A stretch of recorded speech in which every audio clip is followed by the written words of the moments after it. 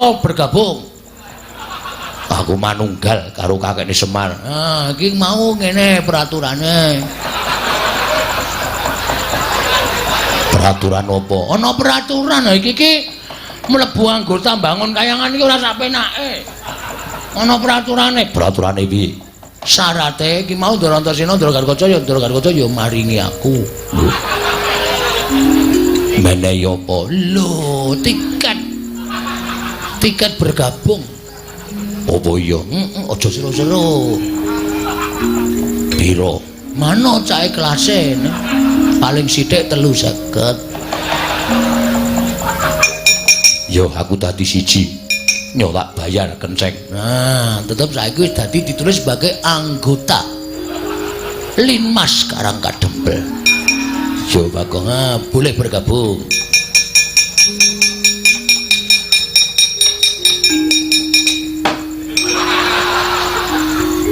Balik ke. Apa tau? Balik ke. Ora tau balik ke aku moh ngewangi bapakmu. Bapakmu ki ora duwe niat kaya ngono kok malah digunakke karo anak-anake sing tumindahe sing ora apik. Ayo balik ke. Alah. Mau wong golek rejeki sithik kok tok penging to, Den. Mbok ora masalah. Ora ana sing menehi Bagong lek jaluk Jaidan. Kene bali. Meng mampir tok. Gandak blagunduk karo gembal. Somarante, hawela. Watu. Gong.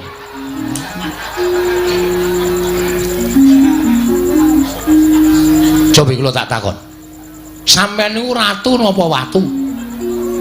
Nek sampeyan niku ratu, mestine nek dikongkon ngalor, dijlentreke riyen karepe pripun? Terus kudune kepripun? Niku sampeyan miterang karo Bathara Guru. Ora mung manut grubyuk ngalor ngidul-ngidul. Kula ngerti karepe Bathara Guru niku kula ngerti. Dheweke ora wani tekan kene merga Sor Prabawa karo Semar. Waduh. Glelenge Sor Prabawa, Sor Kretek. Gong kuwi nek nyaut kok mesti elek to. Merga wedi kali kula, tumuli utusan karo sampeyan. Pamrih napa? Sampeyan niku bendara kula, sampeyan niku pepundhen kula. Terus nek sampeyan paring pangandikan kali kula wedi karo sampeyan, tumuli kula murungke karep kula. Mboten no. Mboten.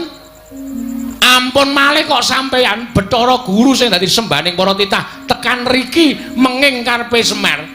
Mongko gegayuhan kula niku apik, gegayuhan kula niku becik. Kula nek gegayuhan apik sarta becik, aja kok sak pepadaning titah sing elek-elek karo Semar. Lah mbok dewa kayangan kon medhun kabeh teng mriki. Mboten ajeng kula paelu sinuwun.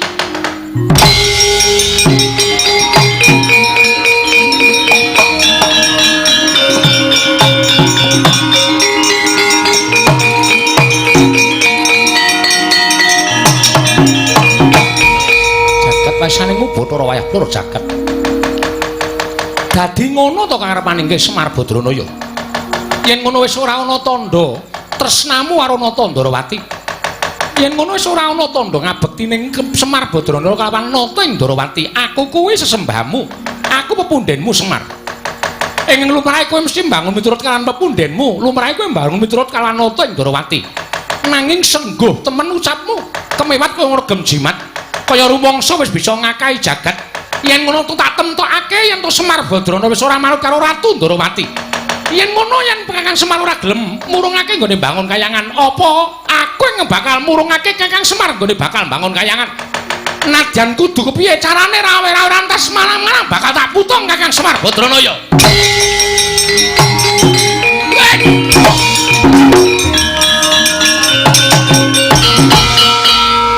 Ngopo Gong? Arep jengklet kesangkut. Kok ndadak kesangkut. Kurang trampil lah prei 5 dina. Ayo. Keprigel aku suda iki. Waduh. Arep ngopo kowe maju? Arep mangsuli sinuwun Ndrawati. Bagong iki perkaraku. Iki ya perkaraku kowe bapak kowe. Kowe wong tuaku Pak. Rumangsane nyepelekke karo Semar. Semar ki bangun kayangan ora mung pisan iki. Semar ki bangun kayangan wis bola-bali. Biyen jaman Semar isih ngrekoso. Ta, Pak? Panen dele. Bali panen dele tukoke cagak siji, nggo panggo bangun masjid kono, masjid kene, masjid kene. Sapa sing ora kepul tangan Budiro Semar? Ta, Mir? Mbok Pak ngono, Mir wae. Ya. Aku mung arep bangun kayangane kok ana pepalange, rumangsaku kok dumeh dikongkon Bathara Guru kok arepe terus menangan dhewe.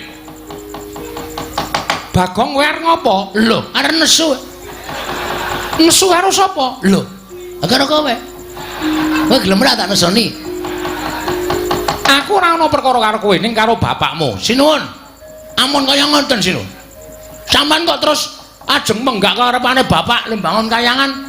Bapak niki duwe niat apik lho. Wong duwe niat apik kok dibebeda, wong duwe niat apik kok diganggu. Arepe pripun kula nyuwun prisa nyuwun pangapunten apa ya? Ora kaya omong ora jelas kok. Kok kula nyuwun prisa karo sampean. Karepmu piye? Sir sampean pripun? Bapakmu kudu leren nggone bangun kayangan. Ora iso, wiwite urung kok leren. Ya Mario. Tenang Mar, tak bantu Mar. Wong aku iki karo bapak sayang, bahwa aku tresna karo bapak. Nganti aku dadi letkol kaya ngene iki nek ora saka bapak ora bakal iso kelakon. Letkol apa? Letkol Sukino. Ayo. Aduh engko nek ngetokke Bandi jenenge Sukini ya truk ora apa-apa. Rumangsane padake ora. Sapa sing ngagro-agro bapak? Aku sing ora trima. Aku sing ora trima pokoke. Nek sinuwun Darawati ajeng kepareng bebeda karepe bapak nek kudune lho. Kudune sampeyan niku kudune niku bijaksana.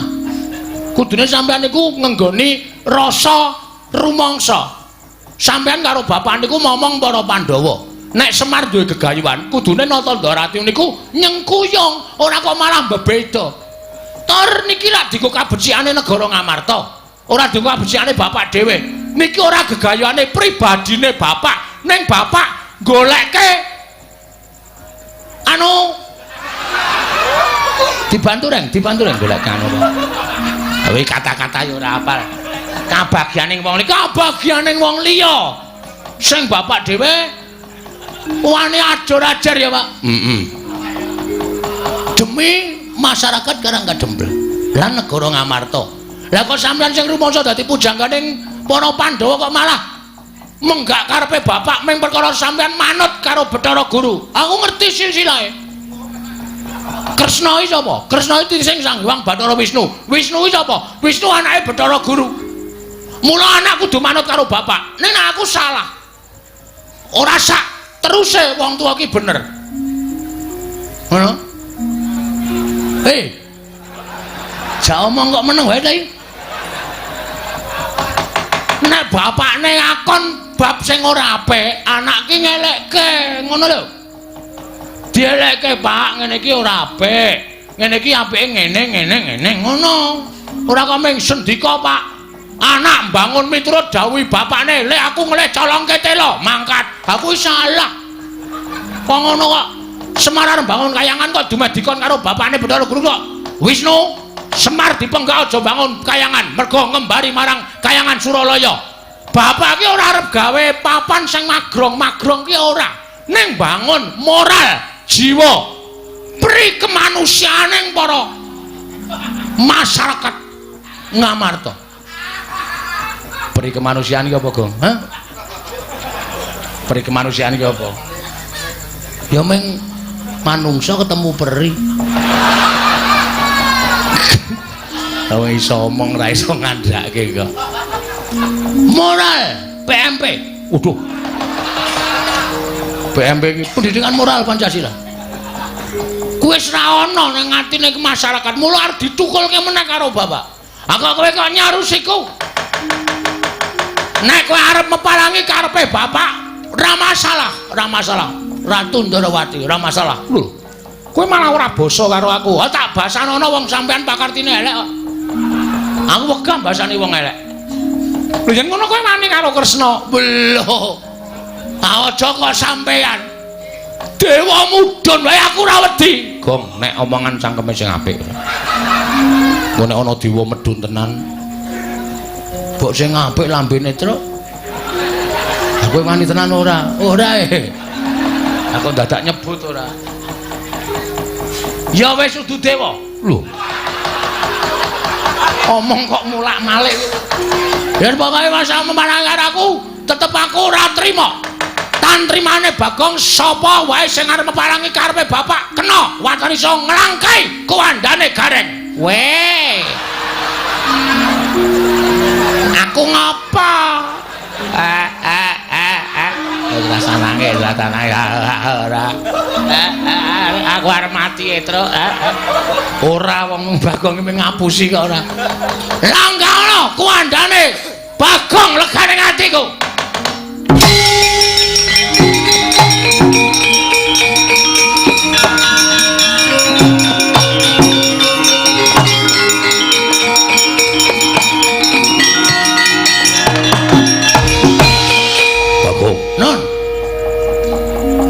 Karepe dhewe panungsmaning jajalanat kowe wani gendak sikara kowe wani nyuwara elek karo Kanjeng Prabu Ndrawati kowe nyawang ora aku sapa lho iki piye ta iki sone iki nek dapukane ra apal takon sutradarane kok takon aku sapa lha kowe iki sencaki wong kok ora ngerti karo dapukane aku sapa Senopati Ndrawati. Sopo sing wani karo Koko Prabu Ndrawati tandhinge Setyaki. Yen ngono kowe wani karo Setyaki. Nun sewu nggih Mas. Ratu Gustimu wis tak tantang apa meneh ming sak ngisore. Kowe iki Senopati, kowe iki sak ngisore ratu. Jelas wedi aku. Lho iki jelas wani aku ora ana wedine Bagonge ora ati karo sapa. Yen ngono wani harus diaki sing tak medeni apamu metu njaba piye metu njaba gong tak tutuk sirahmu kowe iki peresmian masjid ora tremongan cangkeme aku kan metu njaba gelem ora gelem ya sasake apa terserah lah pokoke manut aku pokoke metu njaba ayo legandang dereng metu njaba tutut Raden Setyaki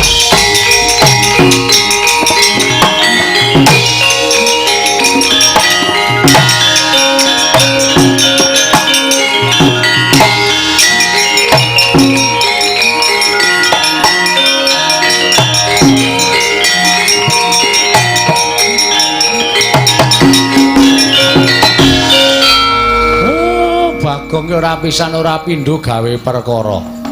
Aku gah nek kon ngewangi perang musuh Ndara Setyaki. Aku gah Gong nek kon ngewangi perang musuh Ndara Setyaki kae wong ampuh. Ora usah do melu-melu. Tak lakonane dhewe. Kowe kalah. Sing ngomong sapa Pak Giri Lusi jalma tan kena kinira. Cacing kae kala mangsa iso tekan pucuk gunung mula aja sok ngembe karo wong aja sok ngilani karo wong aja tok sawang blegere ming wujud Bagong kaya ngene sawangan Pak aku ning alun-alun alun-alun ngendi arang kadempel kok alun-alun lapangan bal-balan aku gelut karo Setyaki kalah trima suduk salira nek pancen wani kowe nututana Setyaki. Sik. Lho. Kok kok sik piye? Awak dhewe jane ndek jagon. Lho. Sapa jagone? Ki do ngopo ya ning mburi iki? Ngandel ora. Iki mbakoku. Malah nggo uduk-udukan. Dudu aku Bagong Yayi Antasena. Wah, ora iso. Kowe nglinting kok sak jempol-jempol. Boros. Ana apa? Mriko, tindak mriko. Wah, wis. Malah wis ganti training barang arep gelut e. Lho, arep gelut karo sapa? Riki tengok riki tak kandhani. Satriya-satriya jare mau sore Kakang Sewan, tak bantu lahir batin. Yen ana apa-apane kekuatan aku bantu kekuatan. Omong apa kowe? Bareng kene geger kok malah do udut-udutan. Mbakku larang e. Mbakku le njaluk kowe. Weh ngawur. Le tuku, le nyolong. Wah. Nyolong kok pamerke. Ndelok karo kaca? Iya. Wah, isih metu kebule irunge. Sajake enak tenan udute.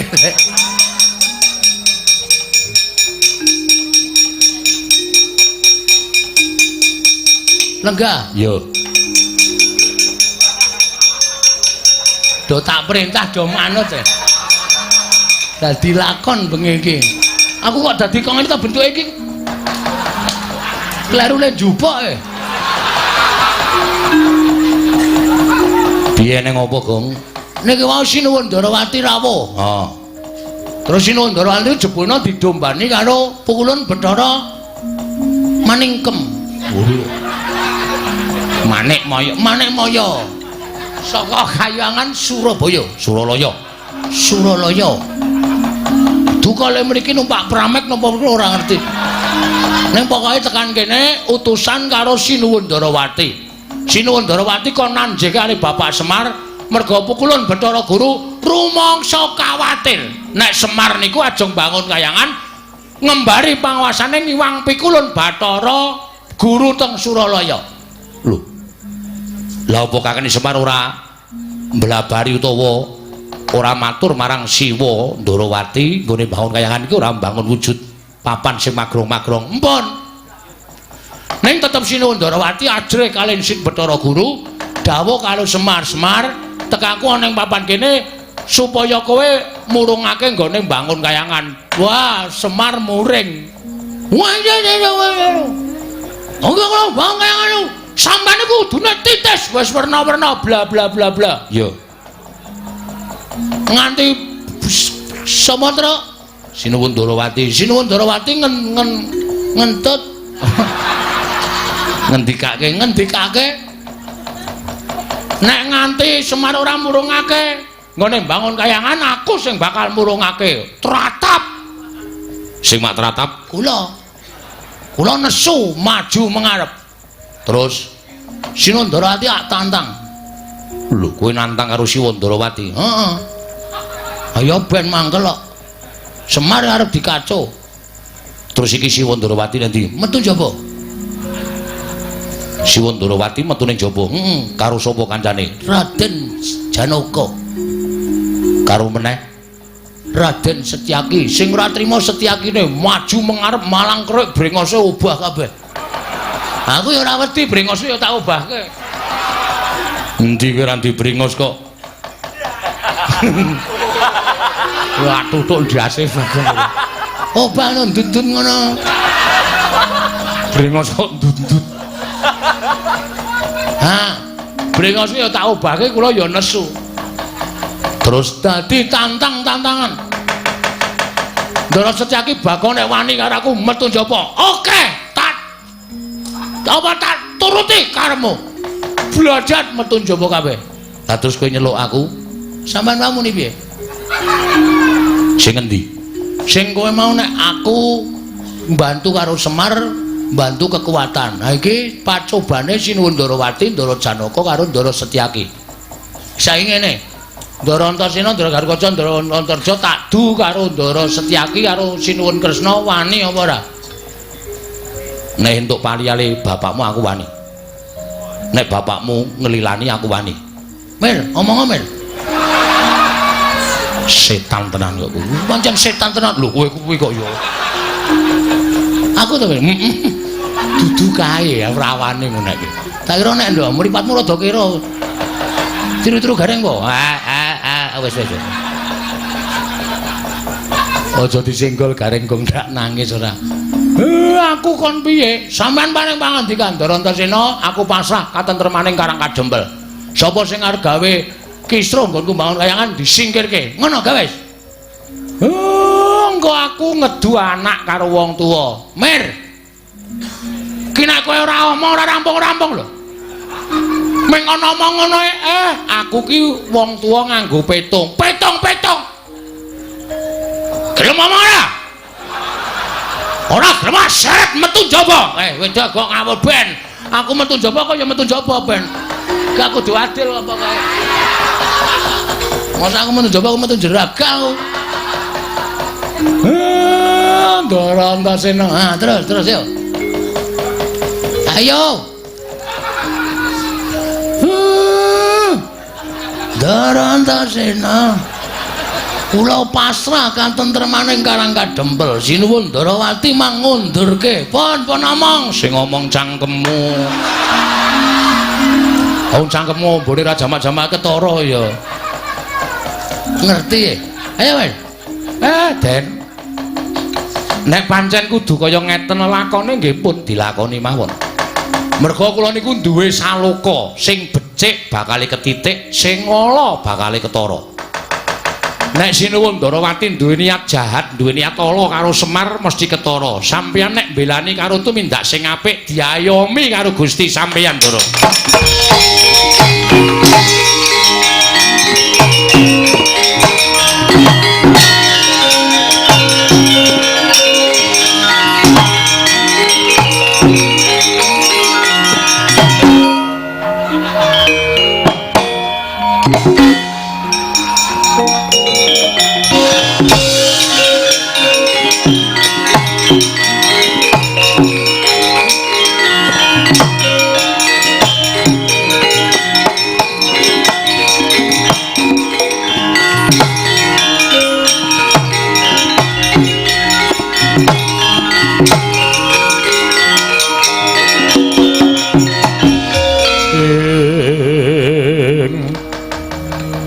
Kacarian putra lamun kawekasan yeka wisanggeni maya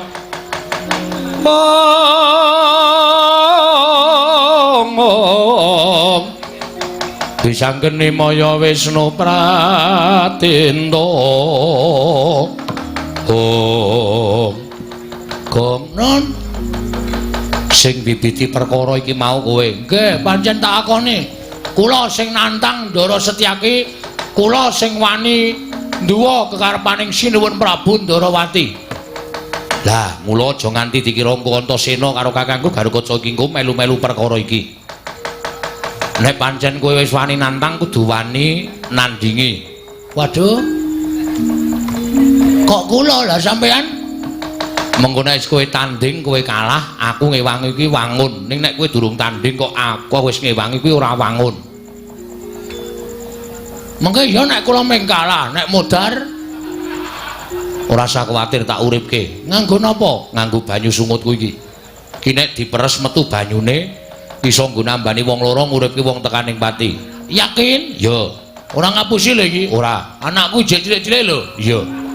Nang nganti aku mati tenan sing ngopeni anakku sapa? Wis ora usah kuwatir. Mak cilik Setyaki kae tanding ngono sik. Engko nek kowe kalah mlayu ning anakku, aku tak sik rembugan karo Mak cilik Setyaki. Estu nggih, Den? Ya, Ndara Garukaca nggih. Ya, Bagong ora usah kuwatir. Nyuwun pangestu. Dikira wedi karo Raden Setyaki tak ngetokke kekendelane Bagong. Ya, sing ati-ati ya, Gong. Nggih.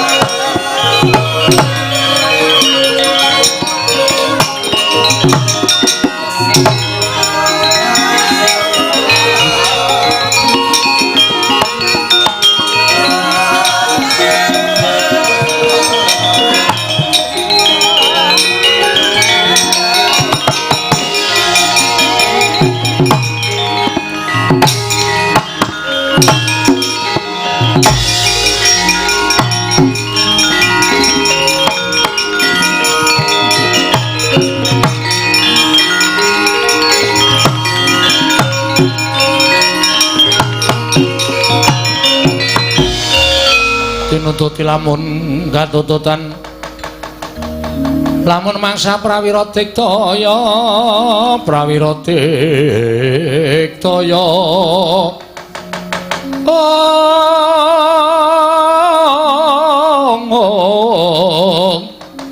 Rananggana magawe gelarira wang-wang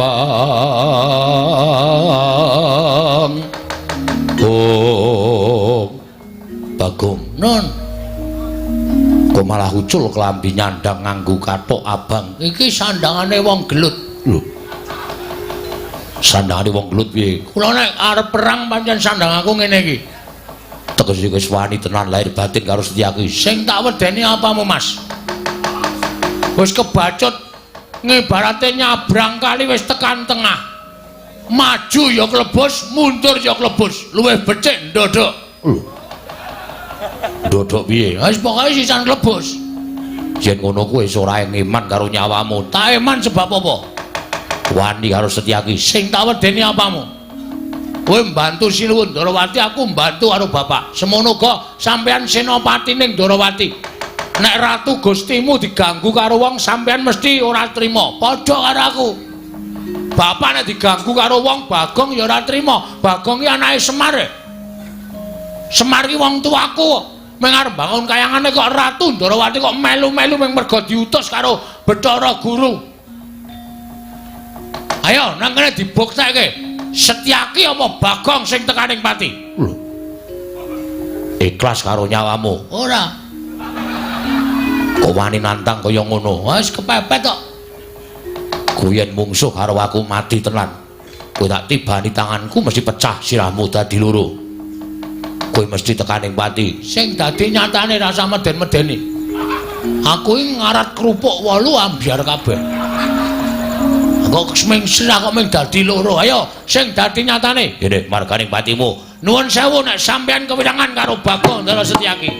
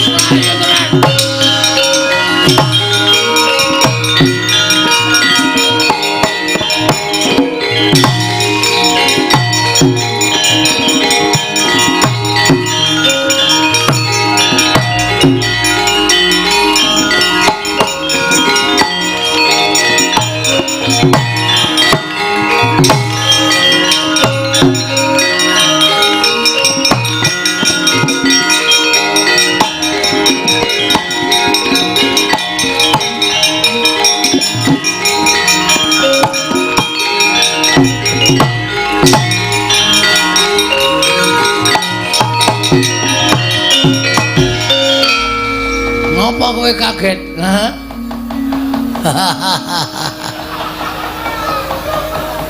Anggir Antasena, oh Macilik.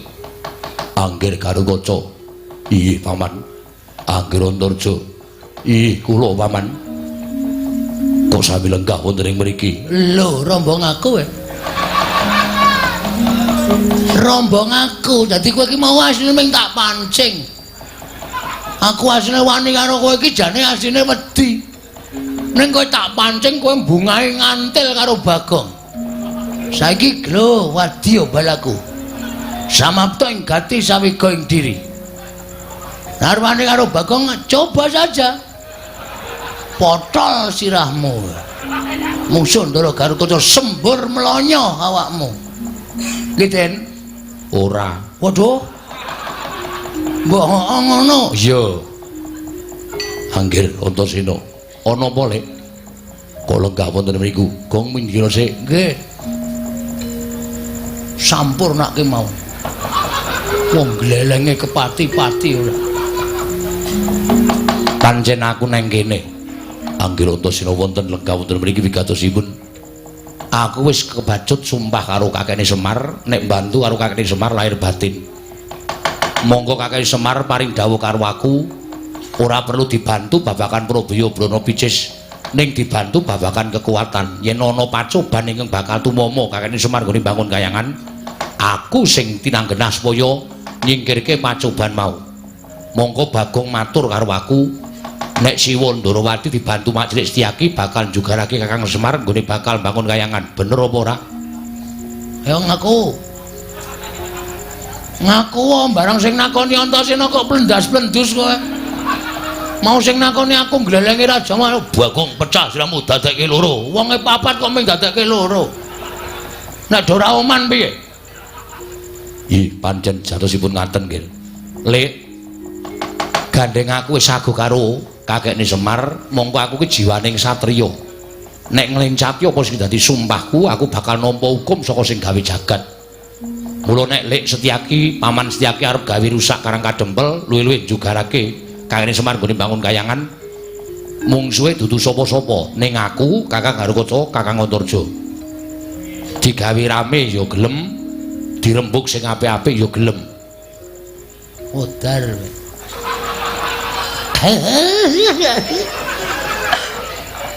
Kene ya pucet. Kowe minggat sik, ora usah kok cerewet. Kowe arep ngece, ora usah ngece aja lunga.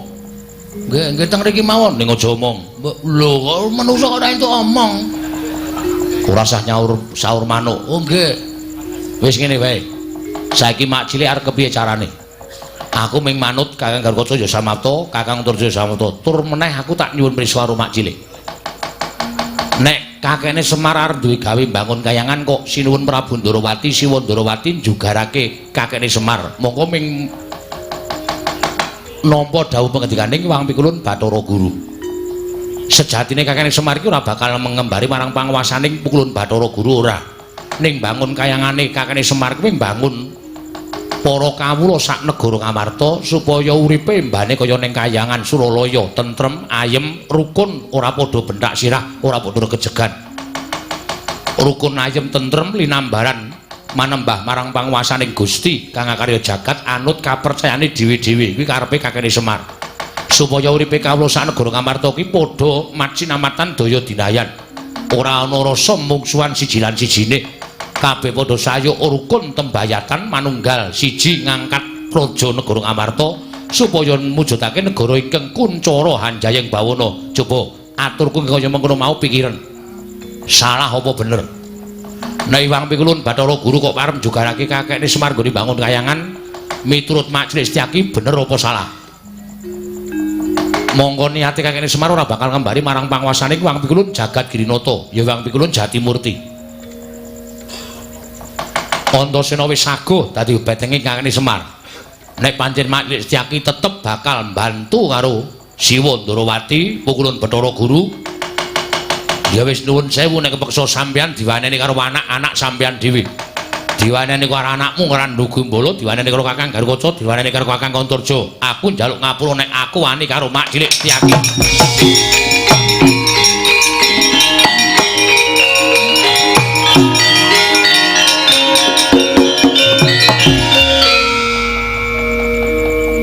Pangapunten pareng mboten nggih.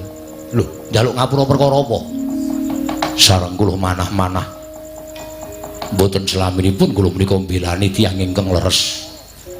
Lire Mak Cilik ngendika kaya ngono, kula malah manah menapa dipun lampahi dening Kanjeng Prabu Ndarawati menika namung manut dhateng perintahipun Wang Pikulun Bathara Guru. Monggo nyatanipun sareng kula midhanget ngendikanipun Anggira Antasena menapa dipun lampahi dening Kyai Semar menika leres mboten nedya ngembari dhateng panguwasaning para dewa. Nah, syukur nek sampeyan eling tegese ning kene ora bakal ana peperangan sing gedhe.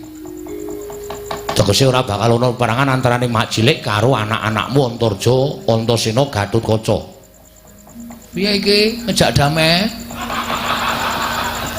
Ya Bagong aku salah. Ya ora apa-apa, sone rasa gleleng ya. Dumeh wong seneng gelut, dumeh wong seneng perang kok. Ora malah, oh iki mergane patimu. Kala mangsa kula kandhani nggih. Jalma menika tan kena kinira, girilusi kaya Bagong ngene iki. Arep wong kaya ngene ning akeh sing bantu, akeh sing ngewangi. Iki mau urung nek sampeyan tak laporke upama aku ki dadi wong tumbak cucukan aku matur Ndara Antasena dandang tak aturke kontul-kontul tak aturke dandang apa sing tak gawe-gawe tak aturke Ndara Antasena sampean jotosan karo Ndara Antasena sapa sing kapitunan ya Bagong nggih mari sona iki ora sok aneh-aneh ya ora piye terus arep iki madeg dhewe wae bergabung aku manunggal karo kakekne Semar. Ah, iki mau ngene peraturane. Peraturan apa? Ana peraturan iki mlebu anggota bangun kayangan iki ora sak penake. Ana peraturane. Peraturane piye? Syarate iki mau Ndara Antasena, Ndara Gargaca ya maringi aku. Menehi apa? Lho, tiket bergabung. Apa iya? Aja sero-sero. Piro? Mano cahe kelase? Paling sithik 350. Yo aku dadi siji. Nyo tak bayar kenceng. Nah, tetep saiki wis dadi ditulis sebagai anggota Linmas Karangkadempel. Yo Bagong, boleh bergabung.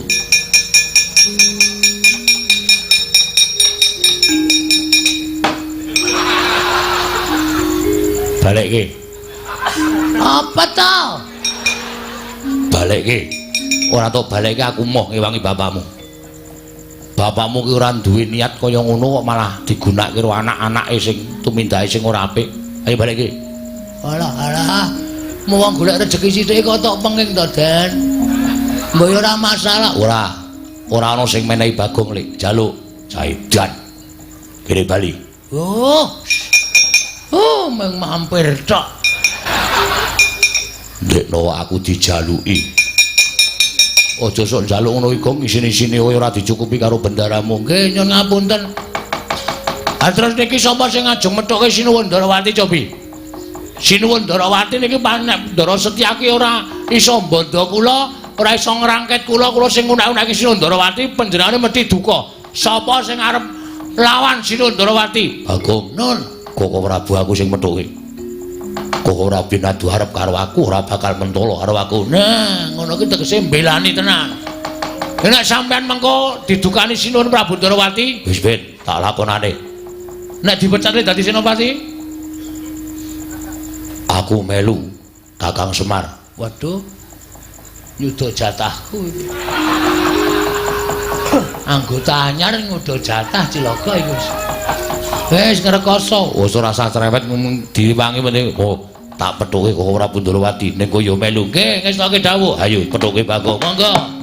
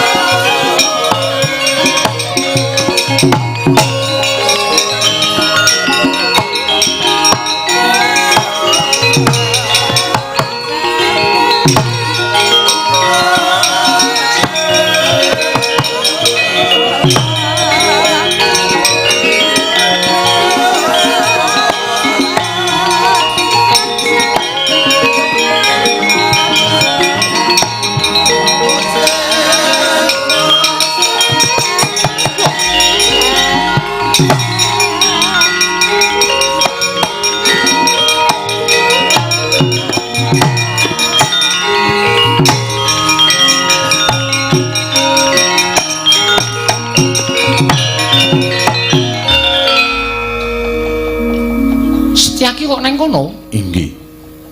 Lah kok dadi kowe malah nang mburine Bagong iki kowe mau tak dawuhi suwe nyekel Bagong, lah kok malah kowe nang mburine Bagong? Ya mapunten, mboten nginten babar pisan. Menawi kula kawon kalian Bagong. Lho. Si Adi kalah karo Bagong kawon. Kula dipun gulung dening Ponokawan Bagong. Midanget napa mboten? Niki lagi dadi lakon begini. Aja kok Setyaki. Bathara Yama dipati ra. Edan tenan. Yama dipati iki dewa tukang jabut nyawa. Lho, kula jabut untu kulina. Lha niku ora dikon jabute tak jabut kok. Neng ngono Sencaki wis kalah karo kowe. Kalah, Sencaki wis manunggal kali kula.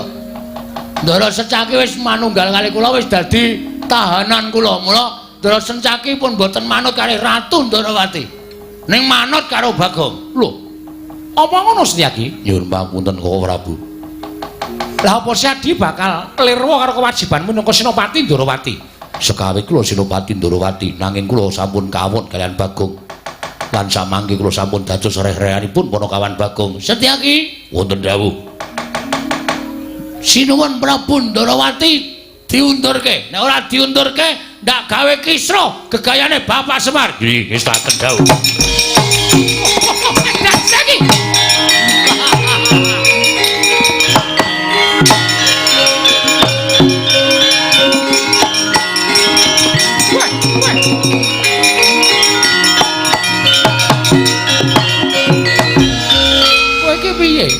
Aku ki Ratu Gustimu kok tak junjung sampeyan dhewe. Kondur. Lho, bali piye?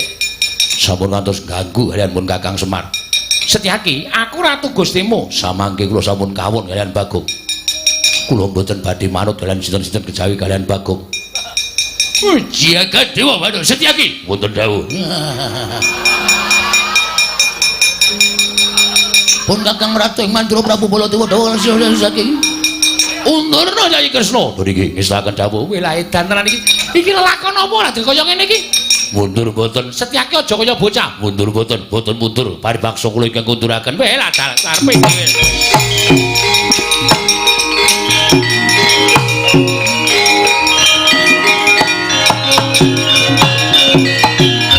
Oh ya jagat Dewa Bathara. Ya kaya ngono kuwi, Dimas. Ya kaya ngono kuwi sing tak karepake. Si Adi kudu bantu kelawan pun Kakang Yayi.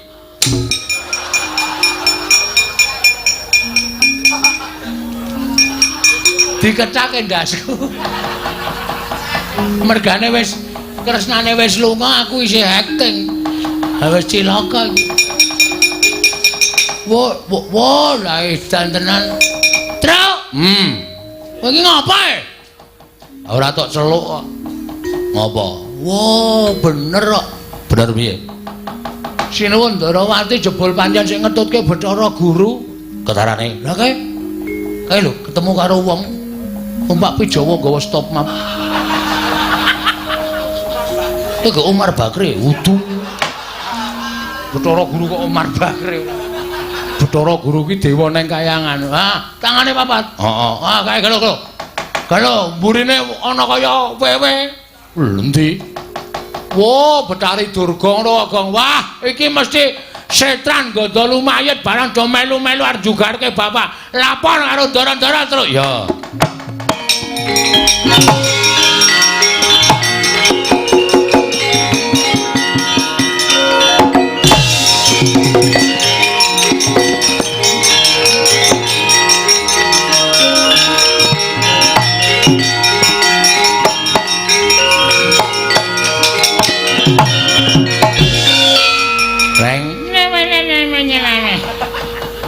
Tenan ora. Gareng Kang Slupan kok. Iki minene sini. Tumeti Kang Slupan anu iki demit bayi iki. Kering somong. Iki cili. Ayo metu. Metu saka ragane kakangku. Metu. Metu. Gong jarene wong tuwa mbiyen, Heeh. demit ki wedine nek diuser-useri barange wong. Tenane? Heeh. Oke. Wis sabar. Ngono aku wae, Truk. Iya. Aku sing wis seminggu ra adus. Iya. Tak usah-usahane ya. Iya. Ora. Hei. Oh, sorry. Oh, kebacut mambu kok.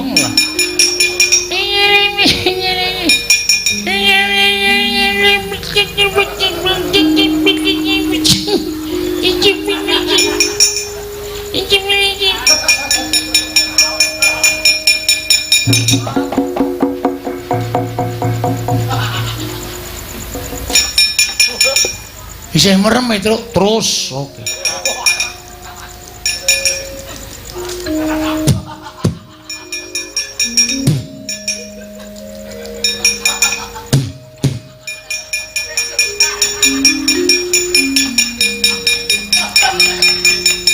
Terus. Wis paras barang isih dipopoki. Edan ora. Wis akhire kene tak lapi kene kok dadi templek ning rai barang. Edan ora. Matur Bapak terus yo.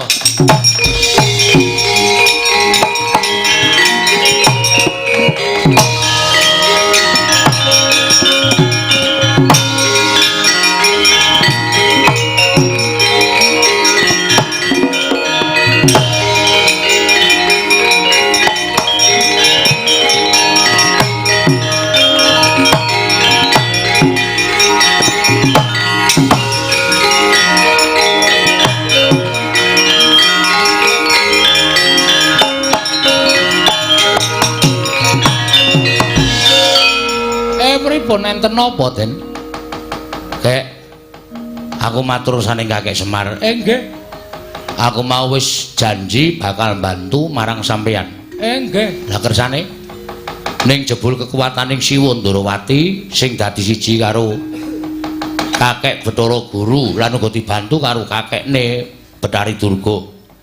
Iki kelakon gawe geger Karang Kadempel. Gawe geger pripun? Sawise nggunakake wadyabala menungsa ora iso nerabas sarta iso ngasorake kridaning para putra. Bathari Durga nggunakake wadyabala perjineman. Ya kuwi wujuding jim setan priprayangan sing ngangslupi jiwane kawula sak Karang Kadempel. Wekasan Karang Kadempel geger. Akeh wong sing maune tepung dadi ora tepung padha gelut regejegan. Rame banget. Wong wadon jerit-jerit nganti kaya kang slupan. Iki mesti tingkah polahe wadyabala saka Dandang Mangore. Pancene iblis tenan. Sampeyan mang mlayu teng Ngamarta. Aku, nggih.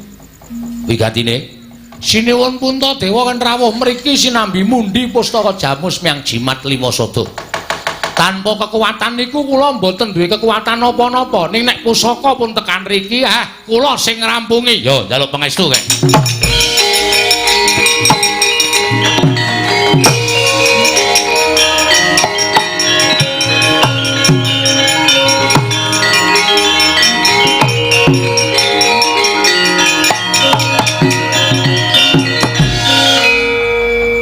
Petro dalem Pak gareng karo Bagong tok jak njaga kiwa tengen Karang Kadempel aja nganti klebon jim setan mriprayangan. Oh nggih carane pendak pajupat pager sing mapan ana ing Karang Kadempel talelana janur. Oh nggih ngestakaken dawuh. Nek tok taleni janur ora bakal ana sing iso mlebu wis to manut karo bapakmu. Nggih, ngestoke dawuh, Pak. Ngenteni rawuh Bendara Mandala Puntadewa mengko aku sing ngrampungi. Ngestoke dawuh. Sing ati-ati aja lali lho, Tole. Mboten.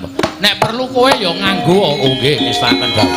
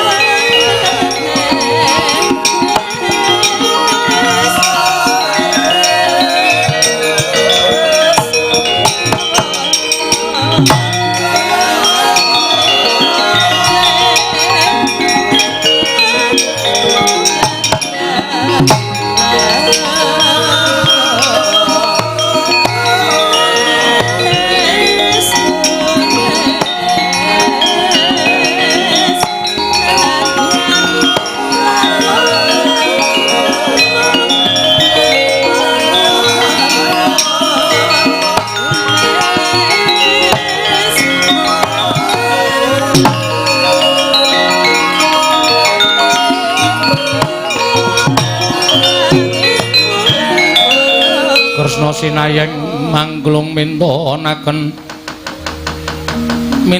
dewi kramanira kang kumitir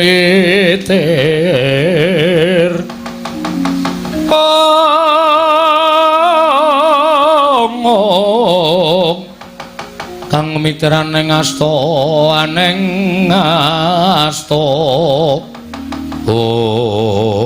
Arjuna wonten maring adhawu yen ora tumandang kok katone nista temen nata Ndarawati ing atase aku wis ago nyendikani dawuh perintangi Wang Pikulun Manikmaya para wadyabala dandang manguris padha gawe kisruh kanan Karang Kadempel mekaten Koko Prabu apa ora prayoga lamun pun Kakang lawan Siadin limbung ana ing jroning Karang Kadempel menapa mboten mangke kelingseman krana badhe kadenangan bilih kula lan paduka Kanjeng Koko Prabu tumuli nimbrung wonten telenging Karang Kadempel monggo nyatanipun Kakang Semar menika sampun apal kaliyan paduka Kanjeng Koko Prabu miwah sampun apal kaliyan ingkang rayipun Janaka sanane aja wujud nata Ndarawati kepareng paduka ayo derek napa Kakang salin wujud aja wujud nata Ndarawati sewawi Koko Prabu kula derekaken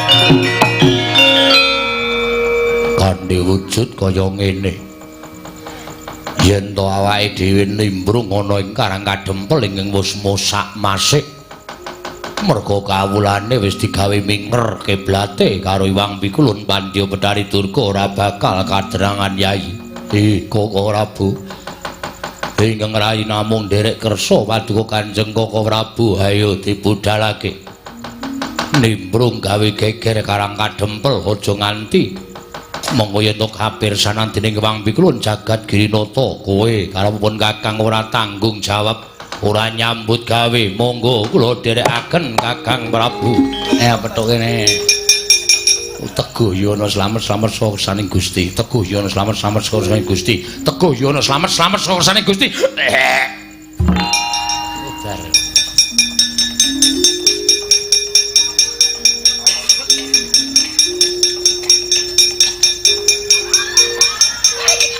waduh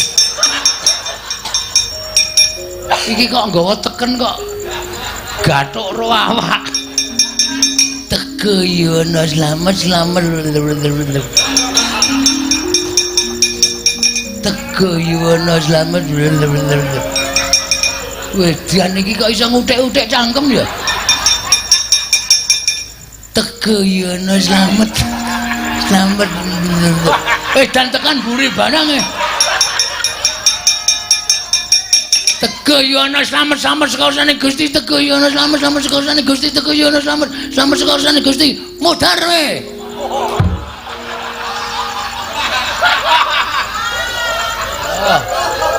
kram ora kowe mate kowe wis kram kowe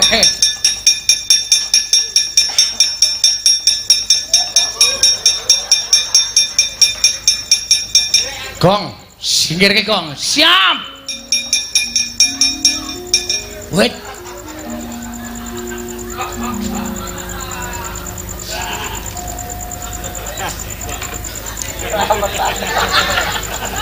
Teguh Yono slamet saka kersaning iki setan nunggu karepe dhewe malah Teguh Yono slamet saka saning Gusti Teguh Yono tatak tangguh-tanggon iman kudu kuat ora kena goreh rongeh merga saka demit sing bakal tumindak ing ora prayoga Teguh Yono slamet saka kersaning Gusti Teguh kok neng kono kowe Guh kowe wae Gong ora kuat cak pikirane do elek-elek ora Teguh karo mripate tutupi ora bakal Teguh Yuwana slamet. Slamet saka kersaning Gusti.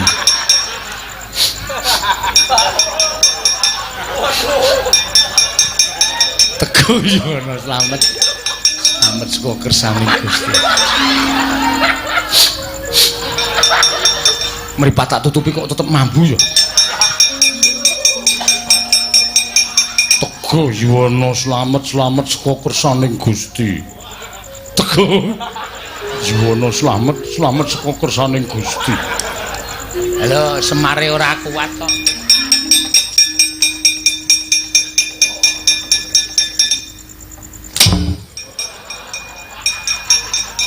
Ya ngene to dinggo dolanan. Ono kawane do edan. Ande ceng dong deng deng deng dong deng hae babu deng dong deng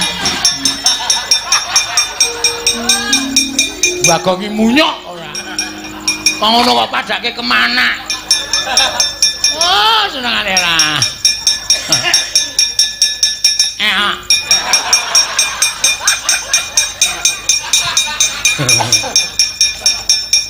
Ora do edan.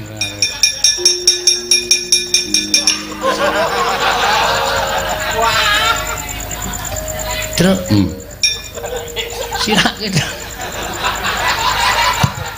Tampil dasmu lho kok. Iki dipendhem. Wah, dipendhem iku kudu muda. Nek nganggo sandangan ora ditampa sukmane. Apa? Copot iki. Copot.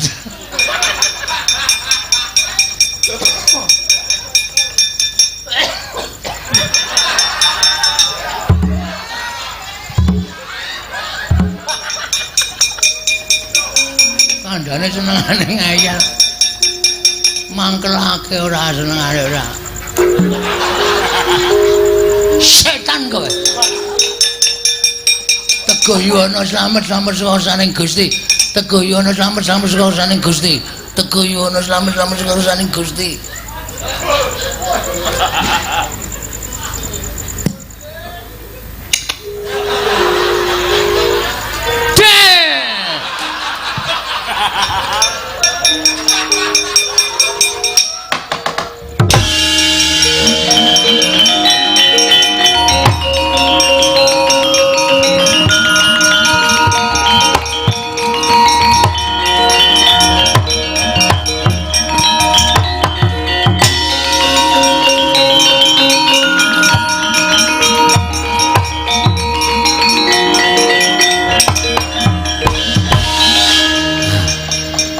Wong kuwi aja sok kongkonan ning nek kurang kira-kira kurang marem matimu kuwi takokno karo sing kawogan. Kakang Semar badhe mbangun kayangan bener. Ning aku ora arep mbangun kayangan padha sing mbok lenggahi ning kayangan Suralaya kono ora. Aku ora sulap karo Kamukten. Aku ora sulap karo gebyaring bondo donya, aku ora sulap karo derajat pangkat. Semar ki dadi pamomong. Nek ana rusake sing tak mong kuwi sing dicucuk Semar, mongko sing tak mong ki kawula sak negara Ngamarta. Lah nek aku kepengin mbalekake panembahe wong sak negara Ngamarta, mbalekake morale wong sak negara Ngamarta supaya urip tentrem ayem, embane urip ana ing kayangan nganggo tembung bangun kayangan. Ngono ki apa kleru? Oh, iki mung perkara gething keburu sengit karo Semar kok. Anggrene perkara tok gawe bab sing gegeran. Anggere ana tembung sithik tok gawe perkara. Janjane piye to? Sirmu piye coba aku tak takon karo kowe, ha? Ayo, kowe bloko. Karepmu piye, Guru?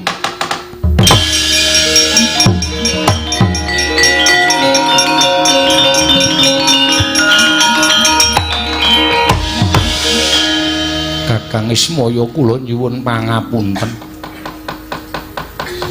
Pangraos kula kadhi Kakang Ismaya menika badhe ngembari dhateng pangwaos kula. Nek aku gelem dadi dewa kaya kowe, kowe ora metengkreng ning Sela Kandawaru Binangun. Nek aku gelem dadi dewa karo Kakang Tejamaya mbiyen kowe ora gleleng dadi dewaning para dewa. Inggih, kula nyuwun pangapunten. Ayo bali. Inggih. Bathari Durga jak bali. Inggih ngestaken dawuh. Kowe iki jare wis pegatan kok isih runtang-runtung. Kowe iki jare wis pegatan kok tilik bayi barang isih wong loro. Sermu piye? Aku isih bareng karo ayah.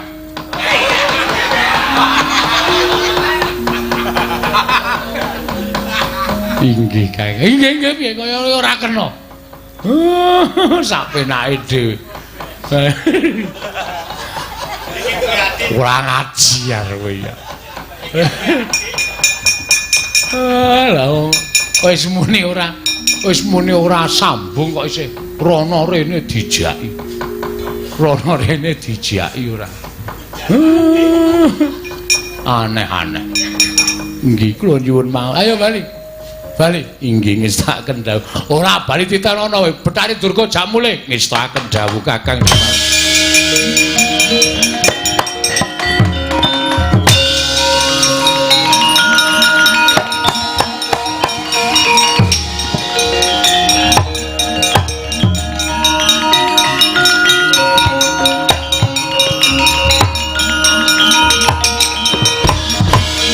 Durga kula wonten maring dawuh. Iya dina tak goleke pangan baju barat nanging sagedhakan iki para baju barat kantinen bali marang Dandang Mangure ngestaken dawuh Iwang Pikula.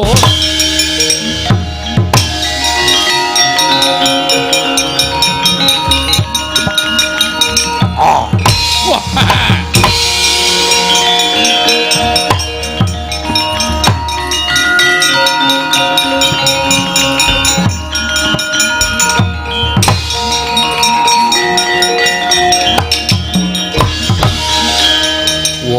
Satriya gagah ora tepung karo kowe. Urung tepung karo kowe. Cetha lekmu dadi buta durung suwe. Lho. Durung suwe piye satriya kondang? Saka ing Jodipati nunggul pawenang kabeh menungsa padha ngerti Raden Werkudara. Kowe ora tepung karo Werkudara. Lekmu dadi buta mung lamisan.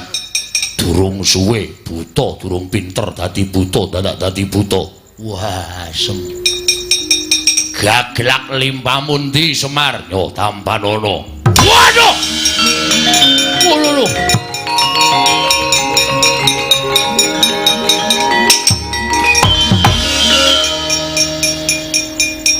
Diantem nggon pupu tak tendang sambatmu ngaruwara. Cetha yen kowe dudu ratu buta, nanging kowe sawijining ratu ingkang wicaksana. Ora nggunakake peperangan, ketok banget nggonmu ra iso perang. Wah, kebahagiaan.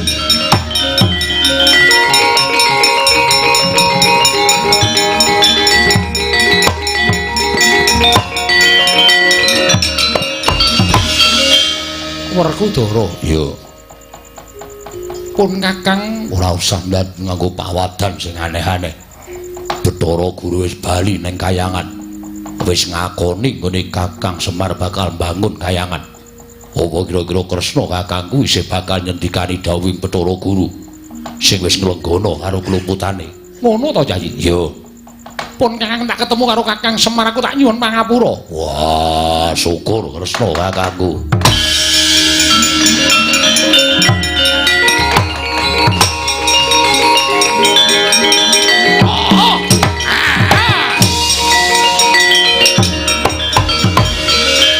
Ayo, amuk Werkudara, mbok culke ora. Amuk Werkudara, mbok culke ora. Amuk Werkudara, wah macan ngeyel. Wah!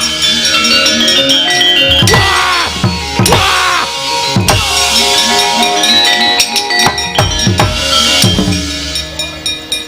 Kakang Mas.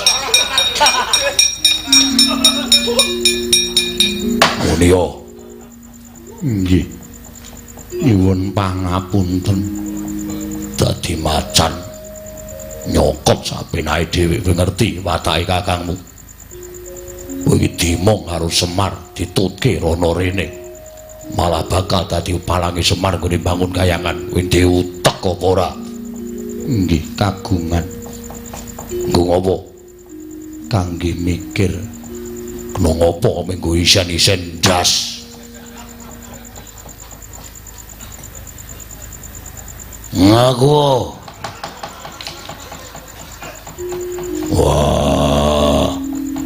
Bunto kakangmu Werkudara, anak-anak kabeh wis sarujuk lawan Semar kuwi bangun kayangan. Yen kowe dadi pepalang, banting nang kene.